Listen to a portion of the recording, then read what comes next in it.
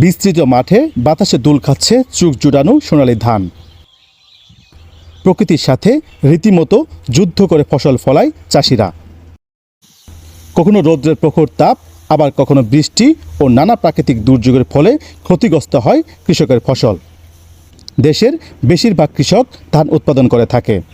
প্রতি বছর গ্রীষ্মকালে শুরু হয় বোরো ধান কাটা। গ্রামের প্রতিটি মানুষ এসময় ব্যস্ত সময় পার করে ধান ঘরে তুলতে। ধান কাটা, মাঠ থেকে বাড়ি নিয়ে আসা আর মাড়াই করা সব মিলিয়ে চলে এক বিশাল কর্মযজ্ঞ। গ্রামে পুরুষের সাথে নারীরাও এ কাজে অংশগ্রহণ করে থাকে। আর এই সময়ে শ্রমিকের চাহিদা বেশি থাকায় শ্রমিক সংকট দেখা দেয় দেশের প্রতিটি অঞ্চলে। ফলে চাষিদের হতাশা নিয়ে গুনতে হয় উচ্চ মজুরি। দিন যত বাড়ছে সব কিছুতেই আধুনিকতার ছোঁয়া লাগতে শুরু করেছে। তাই মানুষ দিন দিন ঝুঁকছে প্রযুক্তির দিকে। চলতি মৌসুমে প্রাকৃতিক দুর্যোগ না থাকায় বোরো ধানের ব্যাপক ফলন হয়েছে। ধান কাটতে এখন আর আগের মতো অধিক শ্রমিকের প্রয়োজন নেই। ধান কাটার জন্য দেশে সরকারি উদ্যোগে আমদানি করা হয়েছে আধুনিক ও শক্তিশালী মেশিন। ফলে অর্থ ও সময়ের পাশাপাশি কমেছে ভোগান্তিও। কামলা বাজার বেশি, কামলা পাওয়া যায় না, কামলার অনেক দাম। এর জন্য আমরা মেশিন দিয়ে ধান কাটলাম, অনেক সুবিধা হলো। তেলের বাজার ডালা কম হলে মেশিনের দাম ডালা কম নিল নি ধান কাটা, তাহলে আমার কৃষকের পক্ষে আল্লাহ সুবিধা হলো।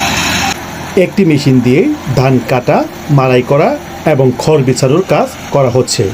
ফলে অনেক শ্রমিকের প্রয়োজন হচ্ছে না। দেশে জ্বালানি তেলের দাম বৃদ্ধির ফলে খরচ বেশি হচ্ছে বলে জানান কৃষকরা। আমরা মেশিন দিয়ে ধান কাটাতে অনেক সুবিধা হয়েছে, কিন্তু তেলের দামটা বেশি হওয়ার কারণে আমাদের ইয়ার দামটা বেশি করতেছে, ধান কাটার খরচটা একটু বেশি করতেছে। তেলের দামটা একটু কম হইলে ধরে আমাদের একটু সুবিধা হয়ে যায়। সেই সাথে জ্বালানি তেলের দাম কমানোর দাবিও জানান তারা। আমাদের মেশিন দিয়ে 1 বিঘে ধান কাটলে সময় লাগে 20 থেকে 25 মিনিট। তো সেজন্য গৃহস্থদের খুব সুবিধা হচ্ছে। আর আমরা মূল্য নিতেছি জমিন কাটার 3,000 থেকে 3500 টাকা। তো এতে গৃহস্থদের সময়ও বাঁচতেছে, আমরাও ভালোভাবে চালাতে পারতেছি। প্রযুক্তির যথাযথ ব্যবহারে কৃষি হয়ে উঠতে পারে দেশের অর্থনৈতিক উন্নতির অন্যতম চাবিকাঠি। মুতাসিম বিল্লাহ, জামালপুর।